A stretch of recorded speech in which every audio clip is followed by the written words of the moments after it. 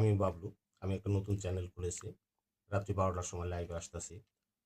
আগামীকাল যে শাটডাউন দেওয়া হয়েছে, এই শাটডাউনের বিষয় থেকে কিছু কথা আপনাদের মাঝে তুলে ধরতেছি। কেন এই শাটডাউন? এই শাটডাউনের বিষয়ে বর্তমান যেই ইউনূস সরকার আছে, সে কি করতেছে? তার কাছে আমাদের যে প্রত্যাশা ছিল, সেই প্রত্যাশা থেকে আমরা কি পাইছি? যে কথাটা তুলে ধরেছে কাদের সিদ্দিকী, যে তাকে চিনেছিল একজন, আমিও তাকে চিনলাম এতদিন পরে।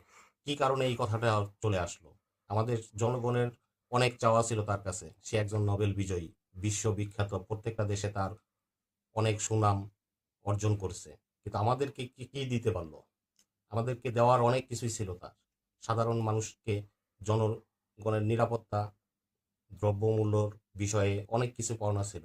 বর্তমান পরিস্থিতিতে আমরা সাধারণ মানুষ দিন এনে দিন খাই। যে সকল লোকজন আছে, তারা আজকে বাজারে গিয়ে তাদের ক্রয় ক্ষমতার বাহিরে সমস্ত কিছু চলে গেছে।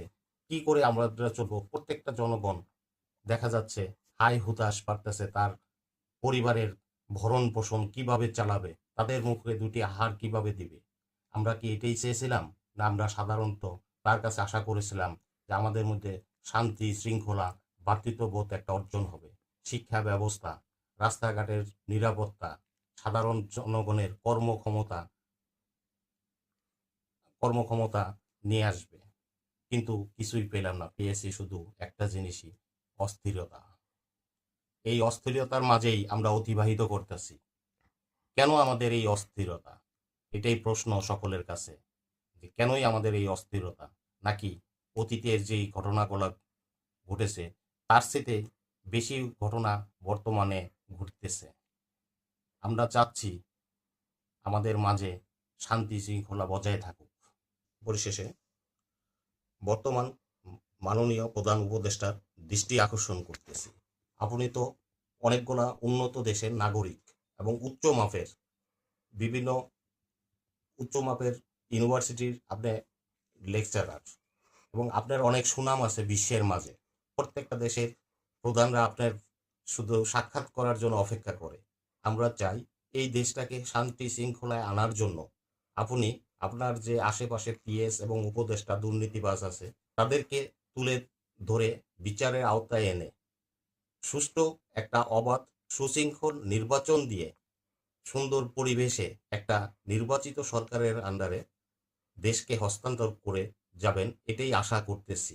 দর্শক, আরেকটা কথা ছিল, যে কথাটা ভুলে গিয়েছিলাম, সেটা হলো বর্তমান পরিস্থিতিতে মুক্তিযোদ্ধাদের যেভাবে অপমান অপদস্থ করা হচ্ছে। আমিও একটা মুক্তিযোদ্ধা পরিবারের সন্তান। আমার ফ্যামিলি থেকে 4 জন মুক্তিযোদ্ধা। তাদের দৃষ্টিকোণে আমি কথা বলতে চাচ্ছি। তারা মুক্তিযুদ্ধে এই দেশকে বাঁচানোর জন্য ঝাঁপিয়ে পড়ছিল জীবন দিতে।